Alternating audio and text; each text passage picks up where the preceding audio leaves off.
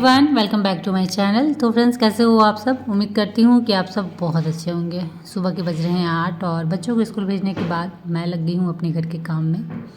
तो साफ़ सफाई स्टार्ट करते हैं क्योंकि किचन वाले काम ऑलमोस्ट ख़त्म हो चुके हैं। लेकिन सुबह सुबह ना किचन और घर में काफ़ी काम करने पड़ते हैं। कभी कभी सभी चीज़ों को समेटने में काफ़ी वक्त लग जाता है। और तो और कई बार किचन और घर के काम में हम इतना उलझ जाते हैं कि कोई और दूसरा काम नज़र ही नहीं आता है।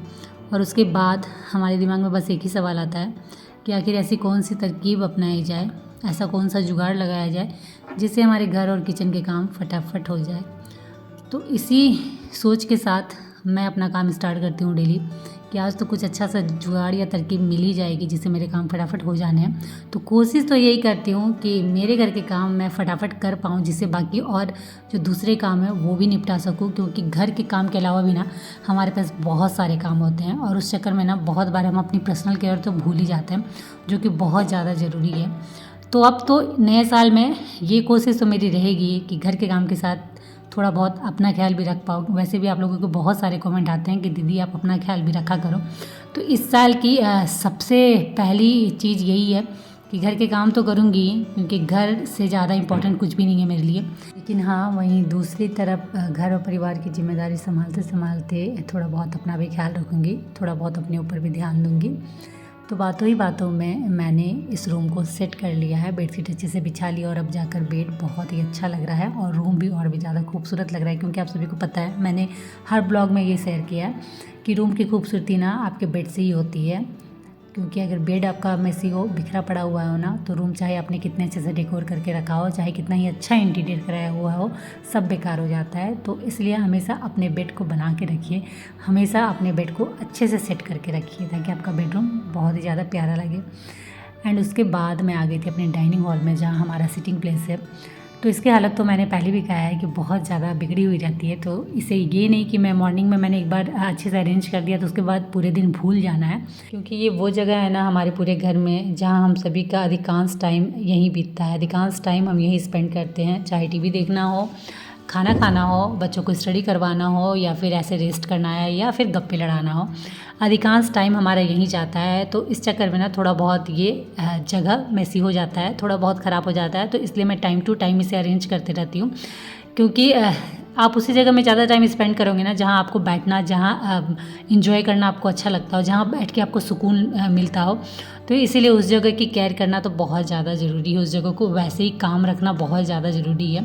तो मैं इसलिए कोशिश करती हूँ कि इस जगह को टाइम टू टाइम अरेंज करूँ, ताकि जो हमारा मोस्ट ऑफ टाइम यहाँ बीतता है ना वो काफ़ी सुकून और शांति के साथ बीते। तो सोफ़े के कवर मुझे चेंज करने थे, क्योंकि ये जो कवर मैंने लगाया हुआ था ये थोड़ा गंदा हो रखा था और अभी मुझे दूसरा कवर लगाना है। और साथ ही ना इस वाले एरिया में थोड़ी बहुत डस्टिंग करनी थी।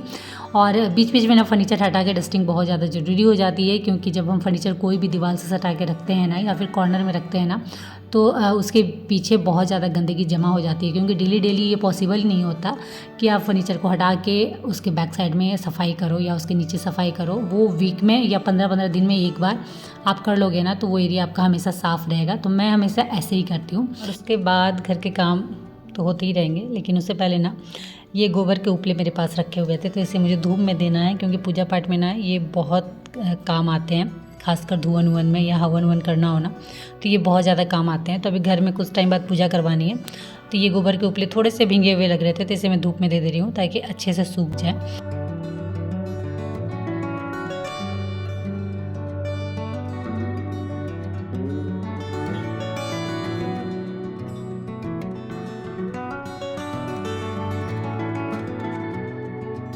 तो अब मैं वापस से आ गई हूँ घर, क्योंकि थोड़ी बहुत क्लीनिंग अभी भी बची हुई है और फटाफट घर के क्लीनिंग वाले काम ना ख़त्म करती हूँ। क्योंकि जैसे मैंने स्टार्टिंग में ही कहा था कि रोज़ कोशिश यही रहती है कि घर के काम कैसे फटाफट निपटाऊँ, ताकि और जो दूसरे काम है ना उस पर भी ध्यान दे सकूँ। और घर के काम करते करते इतने साल हो गए हैं ना कि एक चीज़ तो बहुत अच्छे से समझ में आ गई है कि जब भी आप घर की साफ़ सफाई करते हो ना, घर की साफ़ सफाई की शुरुआत करते हो, तो सबसे पहले घर के उन हिस्सों पे ज़्यादा ध्यान देना जो बहुत ज़्यादा गंदा होता है, जिससे आपका घर बहुत ज़्यादा गंदा लगता है और जिसे साफ़ करना बहुत ज़्यादा ज़रूरी है।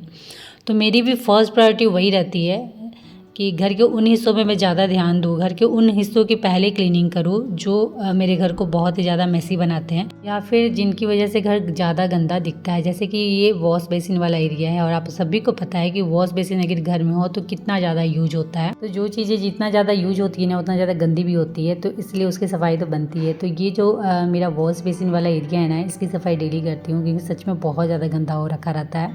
और साथ ही ये जो टॉवल थे ना ये भी गंदे हो रखे थे, तो उसे भी मैंने चेंज कर दिए। और उसके बाद ये जो हमारा क्रॉकरी यूनिट है ना, इसमें मैंने रनर डाला था तो वो थोड़ा गंदा हो रखा है, तो उसे हटा देती हूँ और उसकी जगह दूसरा रनर डालूंगी। और वैसे भी अगर चीज़ें आपको थोड़ी बहुत गंदी लग रही है ना तो उसे उसी वक्त चेंज कर देना ज़्यादा अच्छा है। तो इसे फटाफट हटाते हैं और थोड़ी बहुत यहाँ डस्टिंग भी कर लेते हैं।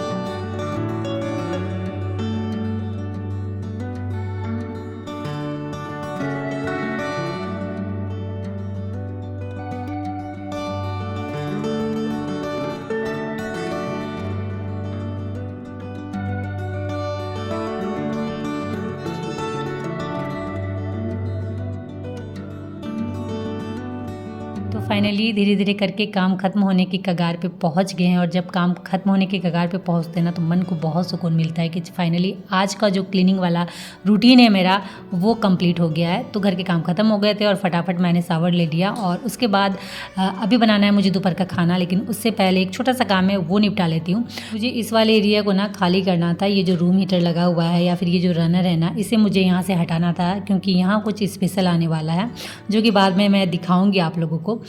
तो फटाफट चलिए बनाते हैं खाना, क्योंकि अभी फिर थोड़ी देर बाद मैं बहुत ज़्यादा बिजी हो जाने वाली हूँ। तो इसलिए किचन का काम फटाफट निपटा लेते हैं। और वैसे भी घर के अगर अदर काम आप करने वाले हो ना, अगर बहुत ज़्यादा बिजी रहने वाले हो ना, तो सबसे पहले जो किचन के काम है ना वो आप निपटा लो।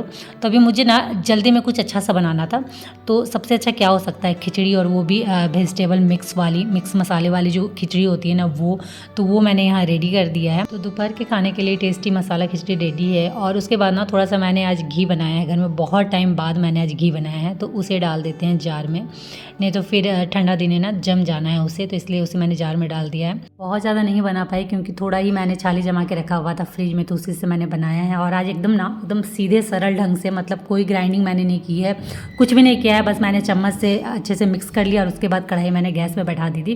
तो ये थोड़ा सा घी निकल गया जो अभी बहुत लंबा चलने वाला है क्योंकि घर में मेरे सिवा कोई और घी नहीं खाता है।